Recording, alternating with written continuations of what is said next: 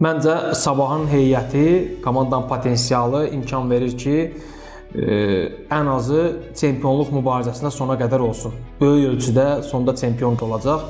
Bəlkə də ən şanslı görə biləcəyim komandalardan biri Zirədir. Çünki ən azından ayrılıq yoxdur. Heyət sabit qorunub, saxlanıb. 25-ci ildə, 21-ci əsr qarşısına çempionluq hədəfi qoyan bir klubun düşərgəyə baxışa bu qədər futbolçu çağırması mənim üçün anlaşılmazdı. Hələ də mənim üçün müəmma olaraq qalır ki, nə əcəb o yaxşı futbolçulardan Turan Tovuzu hələ gətirmir. Məncə Neftçi komandasını yürüverindib üst pillələrə qaldıra bilər. Düşün ki, 2 aydan artıq da bəlkə də komandada baş məşqçi dəyişikliyi olub. Hələ də Peşkar Futbol Liqasında Azər Həşimov göstərilir. Füzuli Məmmədov köməkçi məşqçi göstərilir. Yəni bu amma hazırki reallıq onu göstərir ki, bir mənalı olaraq Karvan Yevlax komandası liqanı tərk etməyə, bu komandanın idarə etməsi olsun, yanaşması olsun, verilən qərarlar olsun, onu göstərir ki, bu komanda Premyer Liqa üçün yararlı deyil.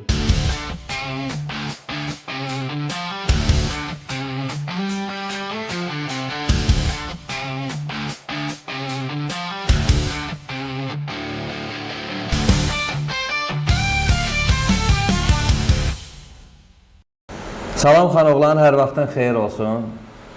Yenidən sənin sözün var da görməyə çox şadam. Sözün varsa başlayaq. Mən də səni və sənin timsalında dəyərli izləyicilərimizin hər birini salamlayıram. Ümid edirəm ki, növbəti maraqlı verilişlə onların qarşısında olmuş olacaq.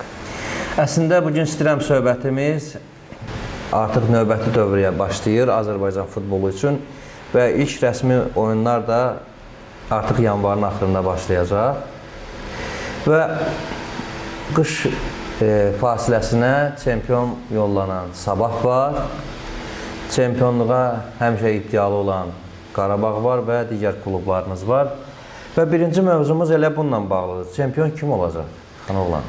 Öncə deyim ki, transfer pəncərəsi fevralın 14-ü bağlanacaq, hələ müddət var qarşıda. Klublarımızın yeni transfer etməsi üçün möhlətləri var. Bəli, qış fasiləsi artıq bu həftə başa çatır. Həftə sonu Premyer Liqada 17-ci tur start götürəcək. Qısaca onu deyək ki, klubların heç biri güclənməyib. Nə Qarabağ, nə Sabah komandası çempionluq mübarizəsindən danışırıqsa, hər iki komanda eyni heyətlə, olduğu heyətlə yoluna davam edəcək. Amma fərq ondan ibarətdir ki, Qarabağ futbolçularının yaxşı bir istirahətə ehtiyacı var idi. Düşünürəm ki, o istirahət etdilər. Antalya toplanışındakı oyunlarda da futbolçuların ap-havası, motivasiyası onu göstərir ki, lazım olan zaryatqanı doldura biliblər batereykalarına. Və bu ondan xəbər verir ki, mövsümün ikinci yarısı Sabah üçün daha ağır olacaq. Amma təbii ki, məncə Sabahın heyəti, komandanın potensialı imkan verir ki, ən azı çempionluq mübarizəsində sona qədər olsun. Çempionluq ola bilər, komanda əlindən çıxarsın. Mən də açığı ehtimal edirəm ki, böyük ölçüdə sonda çempion Qarabağ komandası olacaq. Amma Sabahın da çempion olacağı təqdirdə təəccüblənməyəcəm. Çünki dediyim kimi, komandanın futbolçu heyəti, keyfiyyəti buna imkan verir. Layiq saymaq olar yəni. Və nəzərə alaq ki, Sabah komandası yeni transfer etməsə də əsas olan heyətini qoruyub saxlaya bilib və önəmli futbolçuları ilə yeni anlaşmalar əldə edib. Bu Maludadır. Maludadan başqa Rahman Əliyevlə yeni anlaşma imzalandı 3 illik. Bildiyim qədərilə Simitslə buna yaxındır, komanda anlaşmağa yaxındır. Bir də ki, o Polşalı müdafiəçi var. Puxaçla bağlı durum biraz qarışıqdır. Puxaçla bağlı, çünki mövsümün sonuna qədər icarədədir Sabah komandasında və o futbolçu ilə müqavilənin artırılması heç də yalnız Sabahdan asılı məsələ deyil.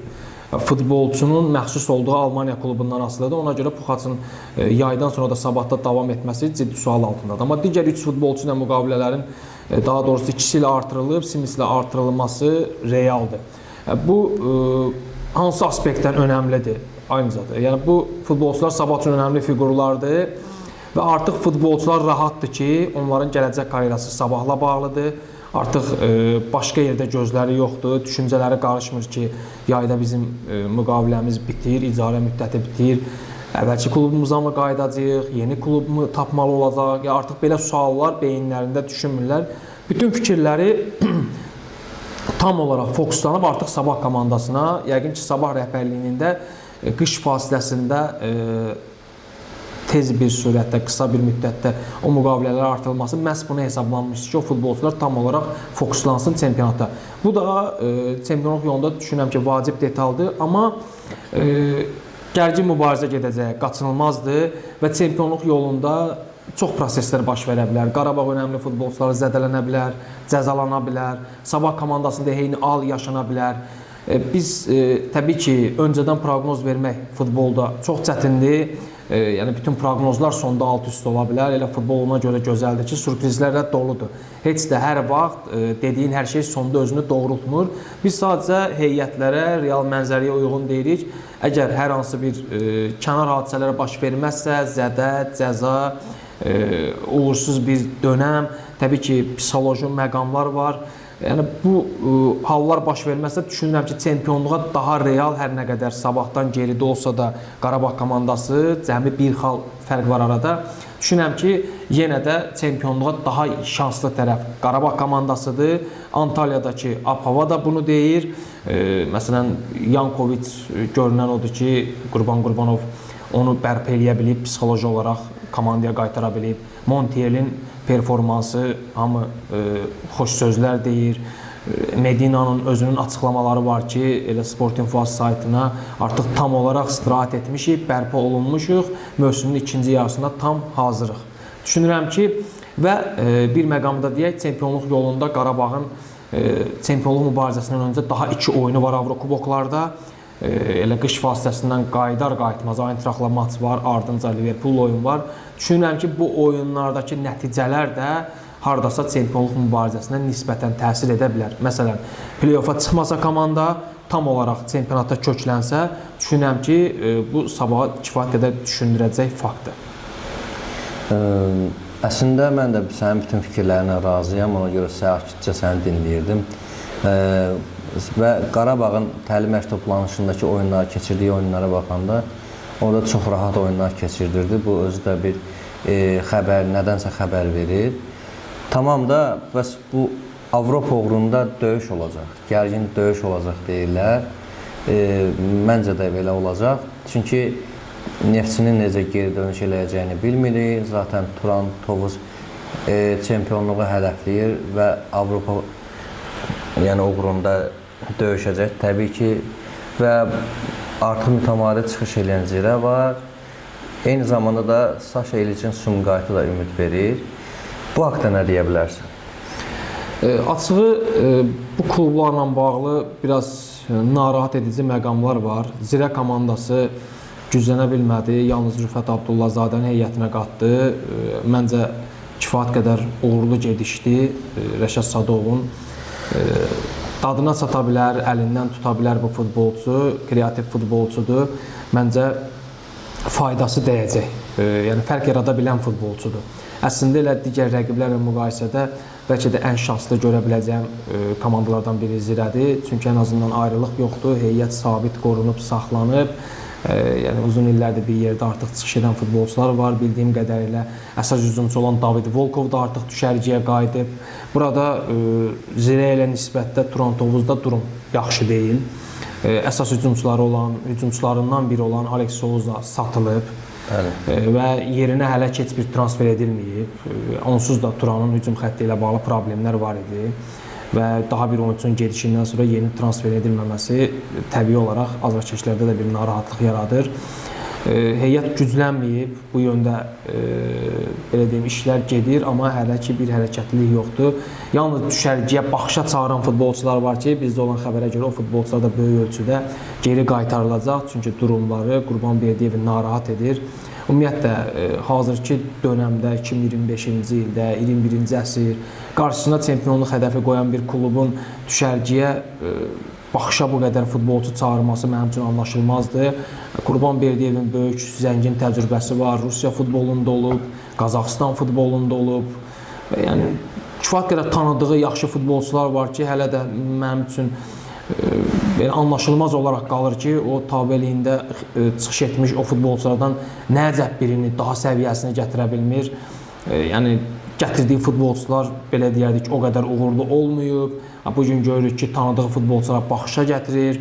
Yəni bu Qurbanberdiyevdir. Hər halda bunun tanıdığı, güvəndiyi simalar məncə olmamış deyil. Hələ də mənim üçün müəmma olaraq qalır ki, nə əcəb o yaxşı futbolçulardan Turan Tovuzu hələ gətirmir. Yəni artıq ikinci mövsümdə komandadadır. Artıq 4-cü transfer pəncərəsidir, amma hələ də biz yaxşı bir transferini görə bilmirik Qurbanberdiyevin timsalında. Bu problem bir kənara, komanda yenidən doğma rayonundan didərgin düşdü, Bakıya köç etdi.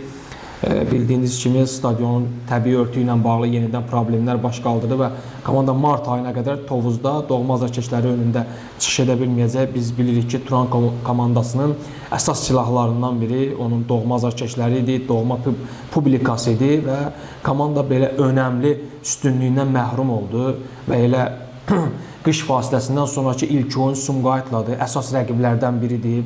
Bu iki komanda arasında cəmi bir xal fərq var, hətta xalları bərabərdir. Düzdür, Turan Tovuz komandasının ehtiyatda bir görüşü var və əsas rəqiblərindən biri ilə oynayır. Düşün ki, bu oyun Tovuzda olardı, 4-5 min azarkeşin önündə olardı, doğma meydan, doğma azarkeşlər təbii ki, avtomatik olaraq Turan komandası 1-0 öndə çıxacaqdı meydan. Amma bu günləri komanda ev oyununu doğma azarkeşləri önündən kənarda keçirir və Sumqayıtda keçirəcək. Mehdi Hüseynzadə adına Sumqayıt şəhər stadionunda Sumqayıtın özünün doğma meydanında əsas rəqibi ilə oyuna çıxacaq. Yəni bundan başqa digər oyunlarda marta qədər səfərdə keçirməsi ciddi mənada mənfi təsir edə bilər Turan Tovuzun çıxışlarına. Burada Sumqayıt komandası var, yalnız Emili transfer edə bildi. Uzun müddətli danışıqlar gedirdi, razılıq var idi, amma Ukraynadan məlum səbəblərdən çıxa bilmirdi. Hazırki məqamda nə qədər gücləndirə bilər Sumqayıtı demək çətindir, uzun müddətli formasından uzaqdır, qısa müddətdə bərpa edə biləcək, edə bilməyəcək. Yeni transfer gözlənilir əslində, bir hücumçu, bir mərkəz müdafiəçisi üçün bildiyim qədərlə bir çox futbolçularla danışıqlar gedir, sıx əlaqədədirlər, təmasdadırlar, çalışırlar. İki futbolçunun transferi üçün çox çalışır klub, bir mərkəz müdafiəçi, bir forvard üçün, amma faktiki görünən odur ki, yəni bu iki transfer hədəflərinin heç birinə, istəklərinin heç birinə çata bilməyib klub və bir neçə gündən sonra oyunlar başlayır. Yəni Sumqayıtın müdafiəsində də problemlər var, hücumunda da problemlər var. Mövsümün birinci yarısını uğurlu keçirə bildilər, amma bir neçə oyunda komandanın hardasa şansı da gətirdi. Məsələn, Qarabağ üzərində qələbə var, Sabahla bərabərlik var. Bu ikinci dövrədə eyni tendensiya yaşanacaq, yaşanmayacaq. Yəni bunlar çox ciddi suallardır. Məncə Sumqayıt üçün də heç də asan olmayan ikinci dövrə, ikinci yarı gəlir qarşıdan. Araz Naxçıvan var, Elmar Baxşevlər yollar ayrıldı. Artıq Ukraynalı mütəxəssis Demçenko klubun başındadır.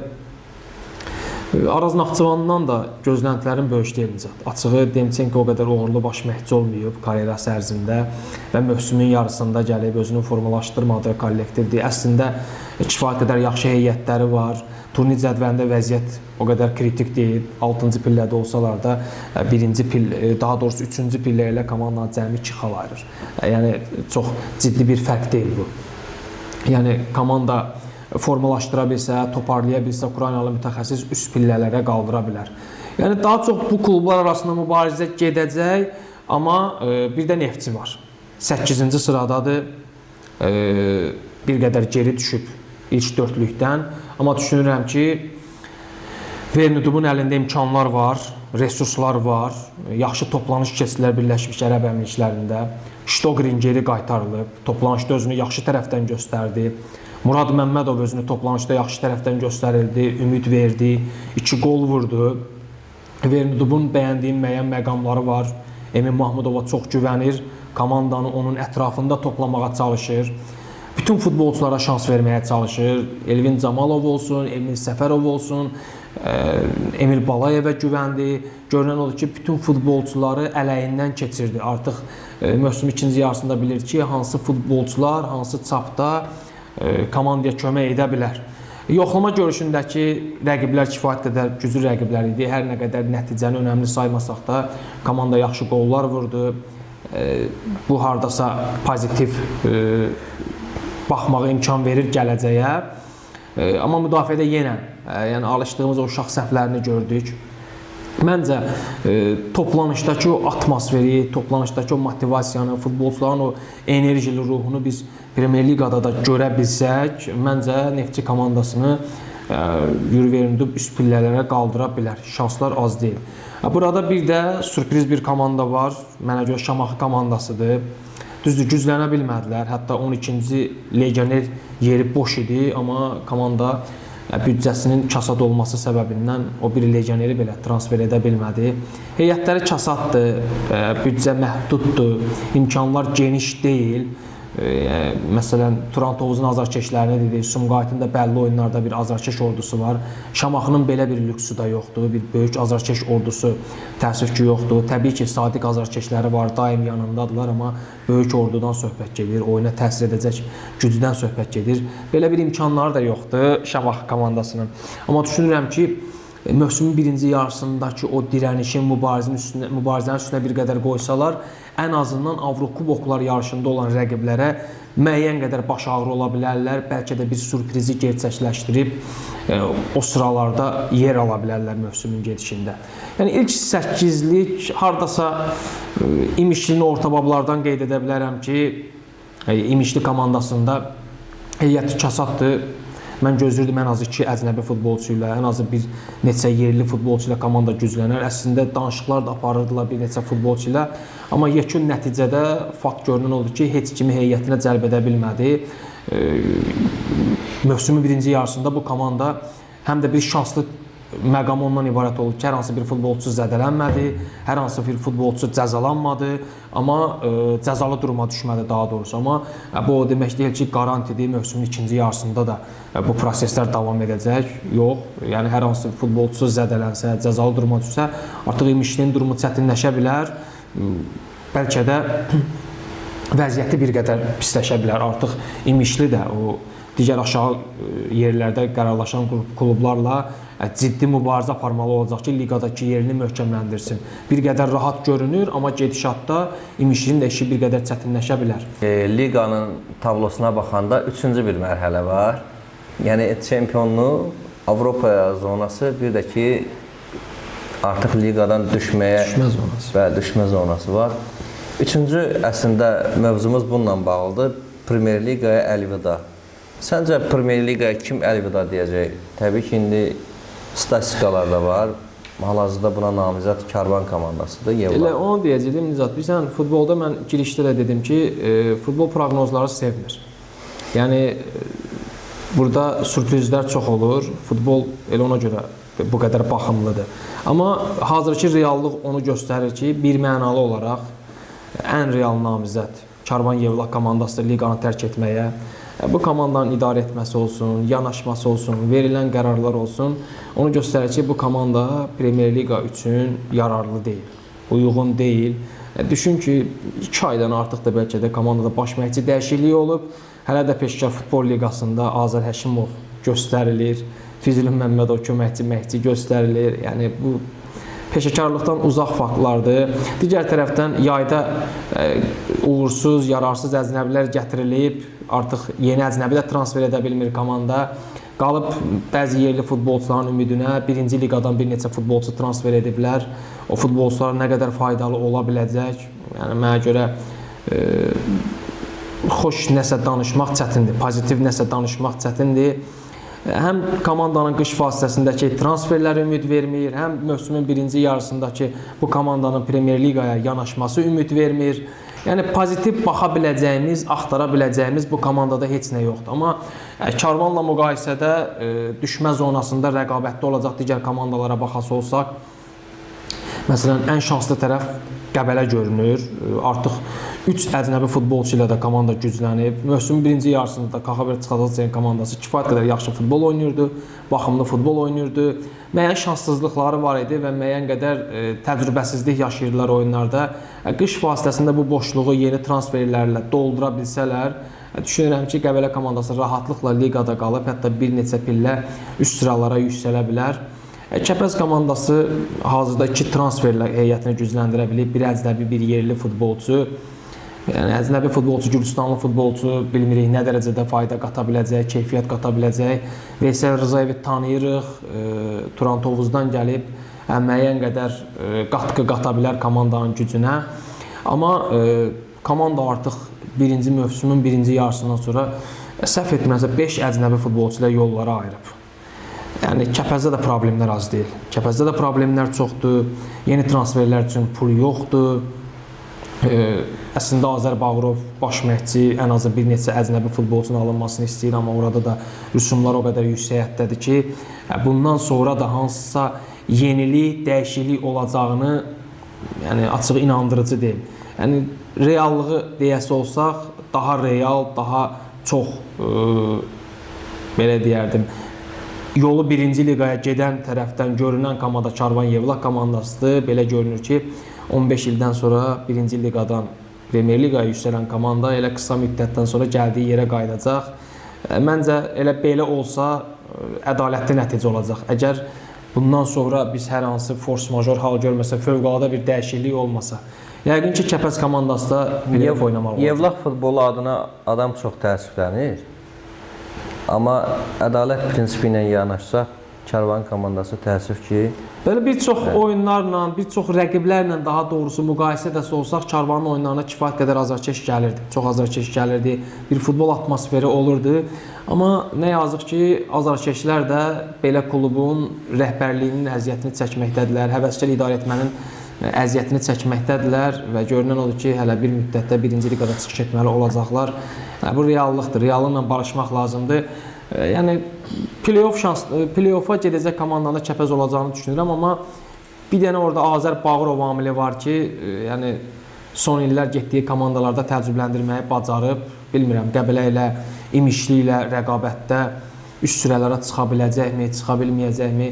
Yəni görünən o ki, bu üç komanda arasında gedəcək şansı ən az olan Karvan Yevlaxdır. İmişlidə də müəyyən qədər eniş yaşanıb bura yaxınlaşması açığı mənə təcrübələndirməyəcək. Olsa əgər. Son olaraq nə demək istəyərsən azarkeşlərə, izləyicilərə?